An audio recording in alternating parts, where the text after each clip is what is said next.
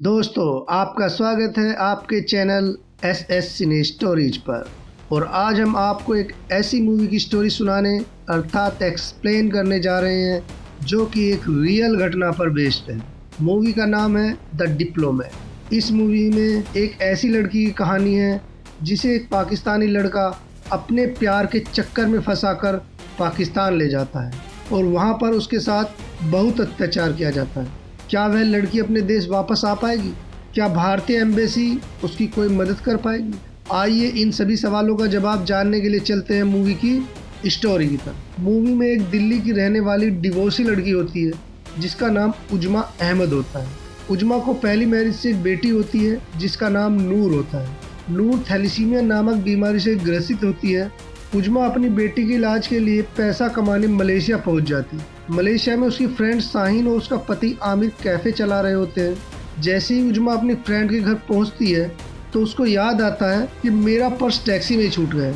उजमा अपने पर्स को लेकर बहुत परेशान होती रहती है, लेकिन तभी टैक्सी ड्राइवर आता है और उसका पर्स उसको वापस कर देता है। पर्स पाने के बाद उजमा को लगता है कि लड़का बहुत ईमानदार और सज्जन है। उस लड़के का नाम ताहिर खान होता है जो पाकिस्तान का रहने वाला होता है। ताहिर उजमा को जॉब दिलाने में भी उसकी हेल्प करता है। धीरे धीरे दोनों में पहले दोस्ती होती है और फिर दोस्ती प्यार में बदल जाती है। एक दिन उजमा अपनी बेटी के इलाज के खर्च को लेकर उदास बैठी होती है तो ताहिर उससे कहता है कि थैलीसीमिया का इलाज पाकिस्तान में नेचुरोपैथी के द्वारा किया जाता है जो काफ़ी सस्ता पड़ता है, इसलिए तुम पाकिस्तान में आकर नूर का इलाज करा लेना और साथ ही साथ मेरे परिवार से भी मिल लेना। यह आइडिया उजमा को पसंद आता है, इसलिए 6 महीने बाद वह वाघा बॉर्डर से पाकिस्तान पहुंच जाती, जहां पर उसको लेने ताहिर आता है। उजमा को ताहिर की वेशभूषा और बिहेवियर काफ़ी बदला हुआ महसूस होता है। काफ़ी लंबे सफ़र के बाद उजमा को लेकर ताहिर एक इंटीरियर इलाके बुनेर में पहुंच जाता है। ताहिर के घर पहुंचकर उजमा को पता चलता है कि ताहिर ने पहले से ही कई महिलाओं से शादी की हुई है और उसके कई बच्चे भी हैं, जिसे देखकर उजमा हैरान और परेशान हो जाती है और उसकी समझ में आ जाता है कि ताहिर ने उसे धोखे से यहाँ फंसा लिया। उजमा अपने घर वापस आने के लिए ताहिर से झगड़ती है, लेकिन ताहिर उसकी एक नहीं सुनता और उसको बुरी तरह से मारते हुए ज़बरदस्ती उसके साथ इंटीमेट हो जाता है। उजमा अपने साथ हुए इस दुर्व्यवहार से पूरी तरह से टूट जाती है। ताहिर उस रात उसके साथ कई बार इंटीमेट होता है। अगले दिन कुछ लोग उजमा को खरीदने आते हैं, लेकिन उम्र ज़्यादा होने की वजह से वह उसे छोड़कर चले जाते। धीरे धीरे समय बीतने लगता है और एक दिन उजमा को वहाँ से भागने का मौका मिल जाता है, लेकिन जैसे ही वह गेट के पास पहुँचती है तो ताहिर की एक बीवी उससे कहती है कि यहाँ से भागने का कोई फ़ायदा नहीं है, क्योंकि कहीं भी जाने का कोई रास्ता ही नहीं है, ना ही कोई ट्रांसपोर्ट है, तुम पकड़ी जाओगी। जिस तरह के मर्द इस घर में हैं उसी तरह के बाहर भी हैं और वो भी तुम्हारे साथ यही हाल करेंगे। इस इलाके के लोगों का यही धंधा है। ये लोग अलग अलग जगह से मासूम लड़कियों को उठाते हैं और उनकी खरीद फरोख्त करते हैं। उजमा उस महिला के फ़ोन से अपनी फ्रेंड शाहीन और उसके पति आमिर से बात करती है और अपने साथ घटित घटनाक्रम को बताती है। तो आमिर उसे एडवाइस देता है कि किसी भी तरह तुम इंडियन एम्बेसी पहुंच जाओ और वहां के ऑफिसर तुम्हारी मदद जरूर करेंगे। कई दिनों तक जब उजमा का कोई खरीदार नहीं मिलता है तो ताहिर बंदूक की नोक पर उससे निकाह कर लेता है। धीरे धीरे समय बीतने लगता है। उजमा प्लानिंग के तहत ताहिर के साथ अच्छे रिश्ते बनाने लगती है और एक दिन जब ताहिर उजमा पर पूरी तरह से विश्वास करने लगता है तो उजमा उससे कहती है कि हमारे घर पर एक रस्म होती है जिसमें नई दुल्हन को उसके भविष्य के लिए 10 लाख रुपए दिए जाते हैं। इतनी बड़ी रकम सुनकर ताहिर के मन में लालच आ जाता है और वह कहता है कि यह पैसे हमें कैसे मिलेंगे। तो उजमा उसको बताती है कि इंडियन एम्बेसी में मेरे एक दूर के भाई हैं, उनके थ्रू हम शादी की खबर अपने घर वालों को भिजवा देते हैं और उसके बाद हमको पैसे मिल जाएंगे। अगले दिन ताहिर उजमा और अपने भाई को लेकर इंडियन एम्बेसी पहुंच जाते हैं। जब तीनों लोग इंडियन एम्बेसी पहुंचते हैं तो तब तक एम्बेसी खुली नहीं होती है, इसलिए तीनों लोग एम्बेसी के कंपाउंड में बैठकर वेट करने लगे। थोड़ी देर बाद उजमा को छोड़कर ताहिर और उसका भाई धूम्रपान करने के लिए एम्बेसी कंपाउंड से बाहर चले जाते हैं और जैसे ही एम्बेसी का काउंटर खुलता है उजमा एम्बेसी काउंटर पर जाती है और ऑफिसर से कहती है कि मैं एक भारतीय नागरिक हूँ, मैं यहाँ पर बुरी तरह से फंस गई हूँ और कुछ लोगों ने मुझे ज़बरदस्ती यहाँ पर रोक लिया, मुझे एम्बेसी के अंदर ले लो। यह कहकर वह ऑफिसर से बार बार रिक्वेस्ट करने लगती। ऑफिसर उसकी बात पर विश्वास करके उसको एम्बेसी के अंदर ले लेता है। उजमा को अंदर जाते हुए ताहिर और उसका भाई देख लेता है और वे लोग उसके पीछे दौड़ते हुए गेट की तरफ जाते हैं, लेकिन तब तक उजमा गेट के अंदर जा चुकी होती है। उजमा के अंदर पहुंचते ही इंडियन एम्बेसी का पूरा स्टाफ शॉक हो जाता है और सभी को लगता है कि शायद यह कोई आतंकवादी लड़की है जो बम बांधकर एम्बेसी में घुस गई है और पूरी एम्बेसी को उड़ाना चाहती है। इसी असमंजस में सभी लोग होते हैं और कुछ लोग कहते हैं कि इसको बाहर निकालो। यह सुनकर उजमा घबराते हुए कहती है कि मैं अपने हाथ की नस काटकर अपनी जान दे दूंगी, लेकिन बाहर नहीं जाऊंगी। तभी काउंटर वाला ऑफिसर कहता है कि यह इंडियन नागरिक है और उसकी परेशानी सबको बताता है और एम्बेसी के हेड ऑफिसर जेपी सिंह को इन्फॉर्म करता है। थोड़ी देर बाद जेपी आते हैं और उजमा से उसके बारे में पूछते हैं। उजमा जेपी को अपने साथ घटित हर एक बात बता देती है। जेपी कई स्तर पर उजमा के डॉक्यूमेंट्स, उसका पासपोर्ट, दिल्ली में उसके घर और हर जगह से उसका पूरा वेरिफिकेशन करते हैं। काफ़ी छानबीन करने के बाद जेपी को उजमा की बातों पर यकीन हो जाता है। जेपी सिंह उजमा को भारत भेजने की कार्रवाई के लिए पाकिस्तान के विदेश मंत्रालय जाते हैं और वहाँ के ऑफिसर फराज से कहते हैं कि यह एक मुस्लिम लड़की है जिसको ज़बरदस्ती ताहिर नाम के आदमी ने धोखे से शादी करके यहाँ बंधक बना रखा हो और इसको भारत भेजना है। फराज दूसरे कमरे में जाकर आईएसआई के हेड से बात करते हैं और सारे मामले की जानकारी उनको देते हैं। उनकी जानकारी सुनने के बाद आईएसआई का हेड अपने एक एजेंट मलिक से बात करता है और उसे उजमा के केस की सारी डिटेल देता है। मलिक उसे कहता है कि यह लड़की रोह की एजेंट है और हमारी सारी गुप्त जानकारी लेकर यहाँ से आसानी से निकल जाना चाहती है, इसलिए इस लड़की को हम यहाँ से जाने नहीं दे सकते।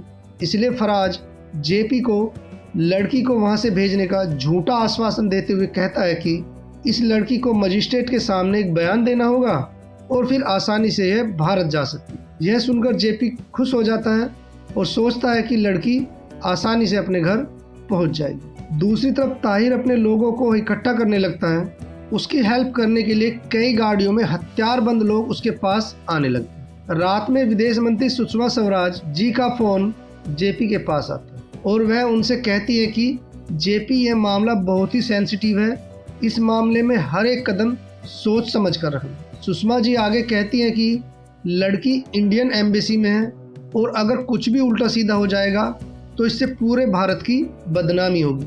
दूसरी तरफ ताहिर मलिक के कहने पर मीडिया में बयान देता है कि इंडियन एम्बेसी ने ज़बरदस्ती उसकी वाइफ को अंदर बंद कर लिया है और उसको उसकी वाइफ से मिलने नहीं दिया जा रहा है क्योंकि वह एक पाकिस्तानी है और उसकी वाइफ एक हिंदुस्तानी है। एक तरह से मीडिया में इंडियन एम्बेसी और भारत को एक विलन की तरह पेश किया जाता है कि दो प्यार करने वालों को इंडियन एम्बेसी मिलने नहीं दे रही। यह खबर जब भारत सरकार के विदेश मंत्रालय पहुंचती है तो तत्कालीन विदेश मंत्री श्रीमती सुषमा स्वराज जी जेपी से बात करती हुई कहती हैं कि जेपी हमारे देश की बदनामी हो रही है, इसलिए तुम इस लड़की को कहो कि प्रेस के सामने जाकर सबको सच्चाई बताएं। जेपी उजमा से प्रेस और कोर्ट के सामने जाकर सच्चाई बताने के लिए कहता है, लेकिन उजमा ताहिर का सामना करने के लिए मेंटली प्रिपेयर नहीं थी। वह प्रेस मीटिंग या कोर्ट में ताहिर का सामना नहीं करना चाहती थी, इसलिए जेपी एक चाल खेलते हैं और ताहिर को उजमा से मिलवाने के लिए एम्बेसी के अंदर बुला लेते हैं, जबकि दूसरी तरफ उजमा को कोर्ट में पेश कर देते हैं जहां पर उजमा अपना बयान रिकॉर्ड करा देती है और प्रेस को सारी सच्चाई बता देती है। जब ताहिर को जेपी की पूरी चाल का पता चलता है तो ताहिर प्रेस के सामने विक्टिम कार्ड खेलने लगता है कि मेरी वाइफ को इंडियन एम्बेसी के लोगों ने ब्रेन वॉश कर दिया है। उन्हीं दिनों भारत और पाकिस्तान की इंटरनेशनल कोर्ट में कुलभूषण जाधव को लेकर खींचातानी चल रही होती है। इस केस में भारत को बड़ी जीत मिल जाती है और इंटरनेशनल कोर्ट कुलभूषण जाधव की फांसी पर रोक लगा देती है। कुछ दिन बाद जेपी उजमा को भारत भेजने के लिए पाकिस्तान के विदेश मंत्रालय पहुंचकर फराज से कहता है कि आपकी इंटीरियर मिनिस्ट्री से उजमा को भेजने के लिए क्लियरेंस क्यों नहीं मिल रहा है।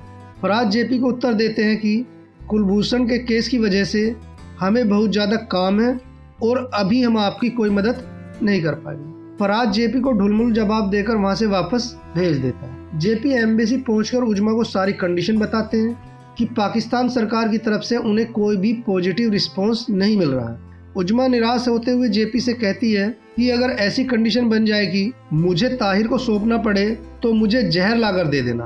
ताहिर के पास जाने से अच्छा मुझे मरना पसंद है। दूसरी तरफ ताहिर उजमा को वापस पाने के लिए इंडियन एम्बेसी पर केस कर देता है। ताहिर और इंडियन एम्बेसी के वकील आपस में काफ़ी देर तक कोर्ट में एक दूसरे से आर्गूमेंट करते हैं और अंत में जज साहब इंडियन एम्बेसी को उजमा को कोर्ट में पेश करने का ऑर्डर देते हैं और दोनों पक्षों को क्लोजिंग आर्गूमेंट के लिए नेक्स्ट डेट दे देते हैं। नेक्स्ट डेट पर जब जेपी उजमा को लेकर कोर्ट जा रहे होते हैं तभी रास्ते में ताहिर और उसके लोग मलिक के इशारे पर जेपी और उजमा की गाड़ी पर हमला करने की कोशिश करते हैं, लेकिन जेपी पाकिस्तान विदेश मंत्रालय से बात करके इस हमले को न्यूट्रलाइज कर देते हैं और उजमा को सही सलामत लेकर कोर्ट पहुंच जाते हैं। थोड़ी देर बाद उजमा और ताहिर दोनों कोर्ट में पेश हो जाते हैं। दोनों तरफ के वकील अपना अपना आर्गूमेंट जज साहब के सामने पेश करते हैं। दोनों तरफ की बात सुनने के बाद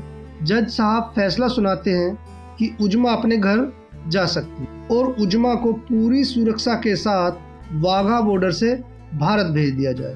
कोर्ट का फैसला सुनने के बाद ताहिर और उसके पक्ष के लोग भड़क जाते हैं और हमला करने के लिए उजमा और जेपी की तरफ दौड़ने लगते हैं, लेकिन पुलिस वाले उनको रोक लेते हैं। जेपी, उजमा और एम्बेसी का वकील अपनी जान बचाकर कोर्ट से भाग निकलते हैं। एम्बेसी पहुंचने के बाद जेपी और उसकी टीम निर्णय करती है कि जितनी भी जल्दी हो सके हमें उजमा को वाघा बॉर्डर तक पहुंचा देना है, क्योंकि ज़्यादा लेट करने से ताहिर और उसके लोगों को हमले की तैयारी करने का मौका मिल जाएगा और रात में ही उजमा को लेकर वाघा बॉर्डर के लिए निकल पड़े। दूसरी तरफ ताहिर और उसके लोगों को आईएसआई की मदद से सूचना मिल जाती है कि जेपी उजमा को लेकर निकल चुके, इसलिए ताहिर अपने लोगों को लेकर उजमा को पकड़ने के लिए निकल पड़ता है।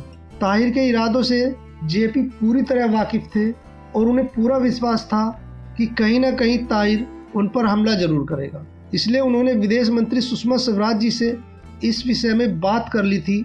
इसलिए भारत सरकार की तरफ से पाकिस्तान के विदेश मंत्रालय को सीधा सीधा मैसेज दिया जा चुका था कि अगर उस लड़की के साथ कुछ भी गलत होता है तो हम पाकिस्तान पर हमला कर दें। भारत सरकार की यह चेतावनी मलिक के पास पहुंचती है तो वह ताहिर के भाई को फ़ोन करके कहता है कि तुम लोग हमला मत करना, मैं अपने तरीके से उनको वाघा बॉर्डर पर रोक लूँगा। लेकिन ताहिर का भाई कहता है कि अब हमें लड़की नहीं उन लोगों से बदला चाहिए ताकि उनकी दोबारा ऐसा करने की हिम्मत न हो सके, और यह कहकर वह मलिक का फ़ोन काट देता है। जेपी और उजमा के रात भर सफ़र करने के बाद जैसे ही दिन निकलता है तो ताहिर अपने साथियों के साथ उन लोगों को घेर कर फायरिंग चालू कर देता है। जेपी फायरिंग से बचता हुआ उजमा को लेकर वहां से भाग निकलता है। ताहिर भी उनकी गाड़ी के पीछे अपनी गाड़ी दौड़ा देता है। काफ़ी दूर तक पीछा करने के बाद अचानक से जेपी उनकी गाड़ी को साइड से टक्कर मारकर एक खेत में गिरा देता है, जिस कारण ताहिर और उसका भाई गंभीर रूप से घायल हो जाता है। जेपी उजमा को लेकर वाघा बॉर्डर पर पाकिस्तानी इमिग्रेशन ऑफिस पहुंच जाता है, जहां पर पहले से ही मौजूद मलिक उनको वहां पर फिर से कानूनी कार्रवाई में फंसाकर रोकने की कोशिश करता है। लेकिन मलिक के पास किसी उच्च अधिकारी का फ़ोन आता है और वह मजबूर होकर उजमा को वहां से जाने देता। उजमा वाघा बॉर्डर पार करके भारत पहुंच जाती है, जहां पर विदेश मंत्री सुषमा स्वराज जी स्वयं उसे रिसीव करने आती है। और इसी के साथ ये मूवी यहीं पर समाप्त हो जाती है। दोस्तों, मैं आशा करता हूँ कि आपको यह एक्सप्लेनेशन वीडियो अच्छी लगी होगी। अगर यह वीडियो आपको अच्छी लगी हो तो वीडियो को लाइक कीजिए, शेयर कीजिए और चैनल को सब्सक्राइब करना न भूलें। मिलते हैं हमारी नेक्स्ट वीडियो में। वीडियो को अंत तक देखने के लिए आपका बहुत बहुत धन्यवाद।